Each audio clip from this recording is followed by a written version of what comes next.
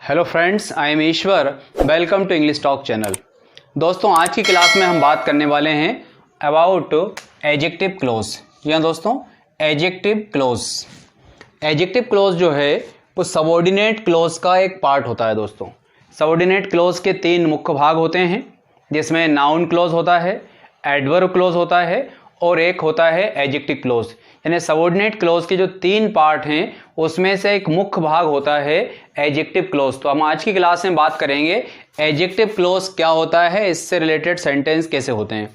दोस्तों, यदि आप अपनी लैंग्वेज को डेवलप करना चाहते हैं, अपनी लैंग्वेज में इफेक्टिव सेंटेंस बोलना चाहते हैं, तो ये क्लास बिल्कुल आपके लिए है। यदि आप प्रतियोगिता परीक्षाओं की तैयारी कर रहे हैं और ग्रामर सीखना चाहते हैं, तो दोस्तों ये जो टॉपिक है एडजेक्टिव क्लोज वो ग्रामर को भी कनेक्ट करता है और स्पोकन इंग्लिश के लिए भी बहुत ज़्यादा फायदेमंद होगा। दोस्तों, तो आइए शुरू करते हैं एडजेक्टिव क्लोज। जैसे कि इसका नाम है दोस्तों एडजेक्टिव क्लोज, पहले हम ये समझें कि एडजेक्टिव क्लोज एक्चुअली होता क्या है।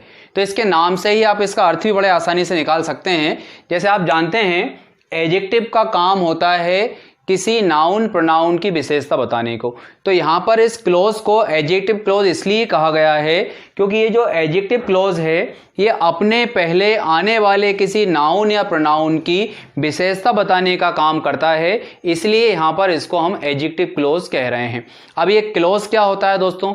क्लोज का मीनिंग बड़ा सिंपल है। देखिए, क्लोज का अर्थ होता है किसी भी वाक्य के एक अंश को जिसमें कि एक सब्जेक्ट होती है और एक वर्ब होती है, बस वो क्लोज हो सकता है। कोई सा भी सेंटेंस जिसमें एक सब्जेक्ट है और एक वर्ब है, उसी को क्लोज कहा जाता है।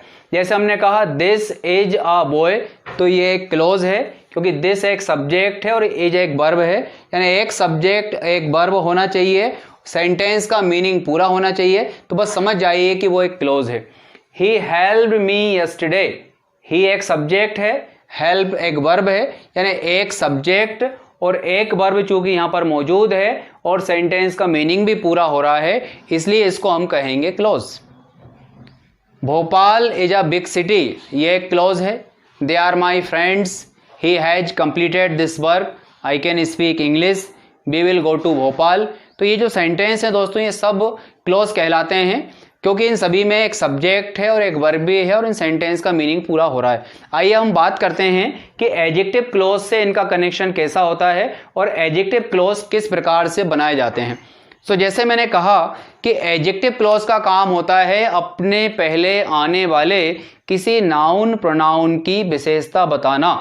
तो अब अपने पहले जो नाउन प्रोनाउन आएंगे उनकी विशेषता बताने के लिए एडजेक्टिव क्लोज काम करेगा, लेकिन हमें यहाँ पर कुछ मुख्य बातें याद रखनी पड़ेंगी दोस्तों। तो मुख्य बातों में ये रहेगा कि जब भी हम कभी एडजेक्टिव क्लोज बनाएंगे तो हमें याद रखना पड़ेगा ये जो कुछ कंजक्शन वर्ड यानी कुछ कनेक्टिंग वर्ड्स यहाँ पर दिए हैं, इन कनेक्टिंग वर्ड्स की मदद से आपको एडजेक्टिव क्लोज बनाने पड़ेंगे। ये कनेक्टिंग वर्ड्स क्या हैं दोस्तों? Who, which, that, whom, whose, where, when, why, as, ये सभी ऐसे प्रॉपर कनेक्टिंग वर्ड्स हैं। इनको हम कनेक्टर्स भी कहते हैं, कंजक्शंस भी कहते हैं, जो कि एडजेक्टिव क्लोज में प्रयोग किए जाते हैं। अब ये जो हु, विच, दैट या जो अन्य कनेक्टिव वर्ड्स हैं ये नाउन क्लोज में भी प्रयोग किए जाते हैं। इनमें से कुछ जो हैं एडवर्ब क्लोज में भी प्रयोग की जाते हैं, लेकिन एडजेक्टिव क्लोज में जब इनका प्रयोग होगा तो उसको आपको समझना पड़ेगा कि एडजेक्टिव क्लोज में प्रयोग होने पर इनका अर्थ क्या निकलता है। तो सबसे पहले एक चीज ध्यान रखें दोस्तों, जैसे मैंने इस एडजेक्टिव क्लोज की आपको डिफिनेशन बताई कि नाउन या प्रोनाउन की विशेषता बताने का काम करता है, इसलिए इसको एडजेक्टिव क्लोज कहते हैं।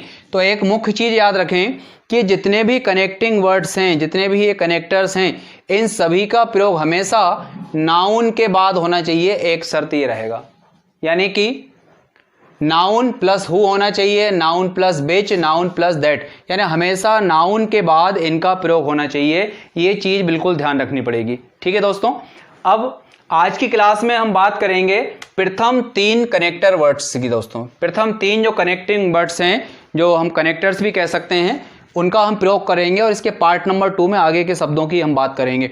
इन तीनों शब्दों का प्रयोग किस तरह से होगा दोस्तों, इसको हम समझते हैं। जैसे कि हमने कहा कि इन तीनों शब्दों का प्रयोग या ये सारे कंजक्शन का प्रयोग नाउन के बाद होगा, इसके साथ साथ हमें इसके अर्थ को भी याद रखना पड़ेगा। इनका बेसिक अर्थ होता है, हु का बेसिक अर्थ यहाँ पर होता है जो। जैसे आप जानते होंगे हु का अर्थ होता है कौन, लेकिन दोस्तों जब एडजेक्टिव क्लॉज के रूप में हु का यूज होगा तो इसका अर्थ होगा जो।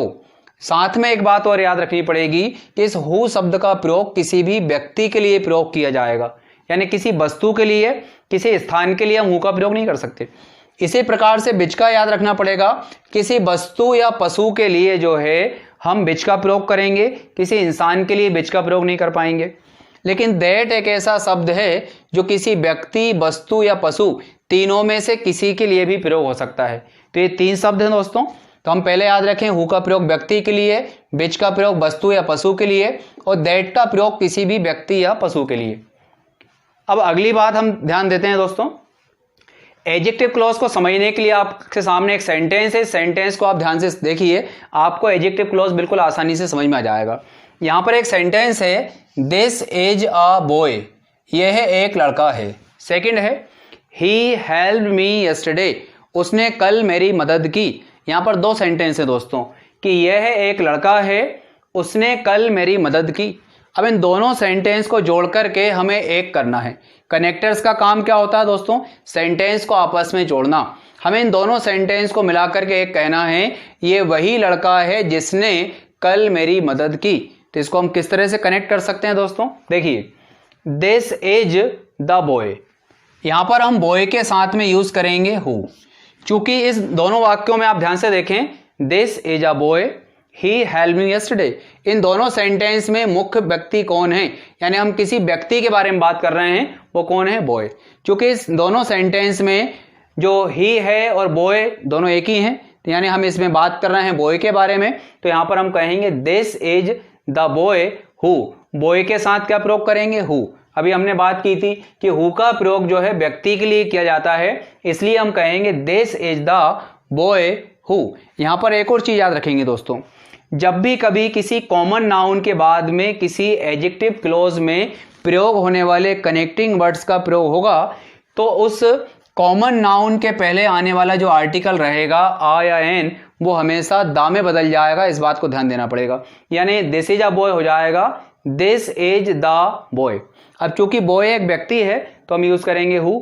ये वही लड़का है जो या जिसने हेल्प मी यस्टरडे। अब एक और चीज याद रखना होगी दोस्तों, जिस नाउन के लिए आप ये कनेक्टिंग वर्ड्स का प्रयोग कर रहे हैं, यानी इस बॉय के लिए आपने हु का यूज किया है, तो ये भी ध्यान देना पड़ेगा, जिस नाउन के लिए एडजेक्टिव क्लॉज में कनेक्टर का प्रयोग किया जाता है, उसी नाउन के लिए दूसरे वाले सेंटेंस में कोई भी प्रोनाउन शब्द नहीं आना चाहिए। यानी ही हेल्प मी, ही का यूज किसके लिए हुआ है? बॉय के लिए, इसलिए इस ही का रिपीटेशन नहीं होगा। क्यों? क्योंकि यहां पर बॉय के लिए आप हु का यूज कर चुके हैं। तो पूरा हमारा कंप्लीट सेंटेंस होगा this is the boy who help me yesterday, ये वही लड़का है जिसने कल मेरी मदद की। अब दोनों सेंटेंस जोड़ करके एक बन गए हैं, तो ये हो गया है दोस्तों एडजेक्टिव क्लॉज। ये पूरा सेंटेंस एक कंप्लीट एडजेक्टिव क्लॉज आपका कहलाएगा। इस सेंटेंस के 2 पार्ट हैं, पहला वाला है this is the boy, second वाला है हु हेल्प मी यस्टरडे। सो आया समझ में दोस्तों कि ये वही लड़का है जिसने मेरी मदद की। और एग्जाम्पल लेते हैं दोस्तों, हमें जब भी किसी व्यक्ति के बारे में बात करना है तब हमें हु का यूज करना है। यहां पर एक देखिए सेंटेंस है, mister Kumar is the doctor, mister Kumar is the doctor, ये पहला सेंटेंस है। दूसरा सेंटेंस है ही ट्रीट्स वेरी वेल, वह बहुत अच्छा इलाज करते हैं। यानी 2 बातें अलग अलग हैं दोस्तों। ये मिस्टर कुमार एक डॉक्टर हैं, वह बहुत अच्छा इलाज करते हैं, लेकिन इन दोनों सेंटेंस को हमें एक करना हो और हमें कहना पड़े कि मिस्टर कुमार वह डॉक्टर हैं जो कि बहुत अच्छा इलाज करते हैं, तो इसमें हमें कनेक्टिंग वर्ड्स के रूप में हु का यूज करना पड़ेगा। तो हम क्या कहेंगे दोस्तों, mister Kumar is the doctor who का यूज यहां पर इसलिए हुआ क्योंकि डॉक्टर एक व्यक्ति है। Mister Kumar is the doctor who treats very well, mister Kumar वह डॉक्टर हैं जो लोगों का बहुत अच्छे से इलाज करते हैं। सीमा इज द गर्ल, क्योंकि यहां पर आप देखें दोस्तों, सीमा इज द गर्ल, यहां पर सीमा एक लड़की है, ये एक व्यक्ति है, इसलिए यहां पर हु का यूज होगा। सीमा इज द गर्ल, सीमा लड़की है जो she can win this competition. यहां पर सेकंड वाले सेंटेंस में शी था, बट इस शी को हमने यहां से हटा दिया। क्यों? क्योंकि इस गर्ल के लिए ही शी का यूज हुआ है। और हमने पहले बात की है कि जिस कनेक्टिंग वर्ड का प्रयोग जिस नाउन के लिए यूज होता है उस नाउन के लिए प्रयोग होने वाला कोई भी दूसरा प्रोनाउन का यूज नहीं किया जाता है। तो हमारा सेंटेंस होगा सीमा इज द गर्ल, सीमा वह लड़की है जो ये कंपटीशन जीत सकती है। क्योंकि दोस्तों यहाँ पर हु का यूज हो रहा है, तो यहाँ पर एक चीज और याद रखते चलें, जैसे हमने बात की कि दैट का प्रयोग जो होता है व्यक्ति, वस्तु, पशु के लिए होता है। तो इन जितने सेंटेंस में हु का यूज किया है इन सभी में हम जो है दैट का भी प्रयोग कर सकते हैं, यानी दोनों तरह से सही है। Seema is the girl who can win this competition, या फिर Seema is the girl that can win this competition, Seema वह लड़की है जो ये कॉम्पिटिशन जीत सकती है। कुछ और एग्जाम्पल लेते हैं दोस्तों। ही गैव मी द बुक, पहला सेंटेंस है ही गैव मी द बुक, और दूसरा है इट इज वेरी यूजफुल। अब ये दोस्तों दो अलग अलग सेंटेंस हैं, लेकिन दोनों सेंटेंस को हमने विच की मदद से जोड़ दिया है। क्यों जोड़ा है? क्योंकि इन दोनों सेंटेंस में हम बात कर रहे हैं किसकी? बुक की। यहां पर हमने कहा he gave me the book, he gave me the book. अब यहां पर हम देखें he gave me the book, यानी पहले हमने बात की बुक के बारे में।